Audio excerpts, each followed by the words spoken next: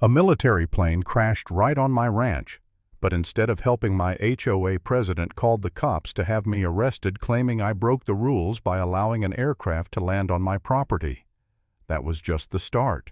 She thought this crash was her golden ticket to steal my land, but she had no idea she was walking straight into federal crimes.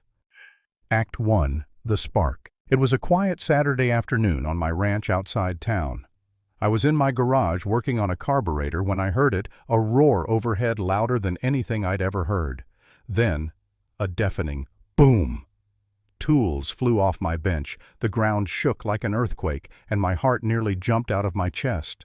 I ran outside and saw a massive C-130 Hercules sprawled across my back pasture, one engine smoking. Soldiers were rushing out, officers barking orders, fences going up in minutes. "Sir, please stay back. This is a restricted military zone," one officer told me. I nodded, still stunned, and then I heard it. That shrill, familiar voice cutting through the chaos. "Tom Harland, what have you done?" Now, it was Karen Whitaker, our HOA president, 52 years old, queen of control, storming up my driveway with 2 board members in tow. "This is absolutely unacceptable. You're destroying our neighborhood," she snapped, already dialing her phone. "Karen, a plane just crashed." "How the hell is that my fault?" I asked, but she was already telling 911, "Yes, I want him arrested immediately. He's violating HOA rules about aircraft on residential property." Can you imagine a military emergency, and this woman saw it as an HOA violation? An Air Force officer tried to explain. "Ma'am, this is a federal matter," but Karen waved him off. "I don't care. He's a menace." Within minutes, Deputy Mike Torres, my friend since high school, pulled up blinking at the sight of a warplane in my pasture. "Karen, this is clearly a military accident. Tom didn't cause this." But Karen's face turned crimson. "This is HOA jurisdiction. I demand accountability." That night she blasted the whole neighborhood with an email. "Urgent safety hazard at Harlan property." By morning, people were avoiding me at the coffee shop, whispering behind my back. And then she showed up at my gate with papers in hand. "Tom, the board has voted to fine you $5,000 for creating a public nuisance," she said, smiling like a vulture. "You can't fine me for a military emergency landing," I argued. Her smile turned ice cold. "Section 23 says owners are responsible for all activity on their land, and this is just the beginning. Your ranch, your repair shop, it all ends now." She leaned in, voice low.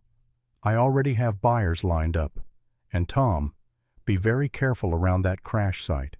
We wouldn't want any more accidents, would we?" That was the first time I realized this wasn't about rules. It was about my land, and she was willing to go further than I ever imagined. Act 2. Escalation and Turning Point. The next few days were hell. Karen had city inspectors at my shop claiming I was running an illegal airfield. A letter from a fancy law firm demanded $75,000 for damaged property values. Customers bailed. Contracts collapsed.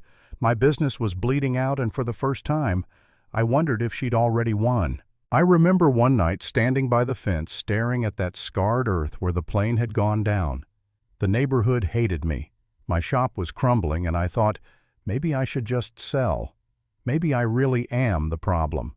And that's the part I need you to hear. There was a moment where I almost gave in.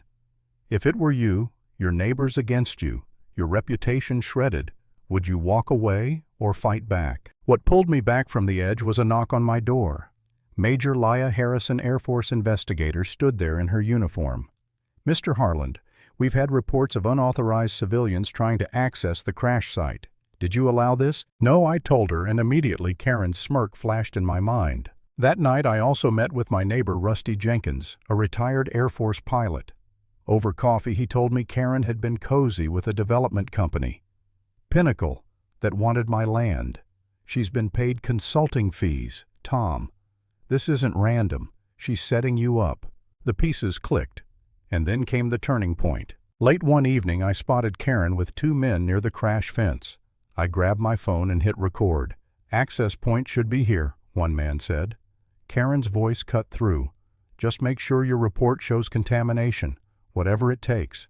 I caught it all on camera. Conspiracy fraud, a setup to declare my land toxic. When I showed Major Harrison and Mike the footage, their faces hardened. She's tampering with a military crash site. That's a federal offense, Harrison said. For the first time in weeks, I felt a spark of hope. Karen thought she had me cornered, but now I had her voice on tape. Act 3. The Showdown. The HOA called an emergency meeting.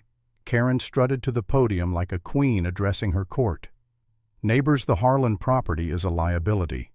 For your safety, I motion that we force a sale of his ranch, she declared, slides of crash photos behind her. I stood up, voice steady. Then explain this, Karen.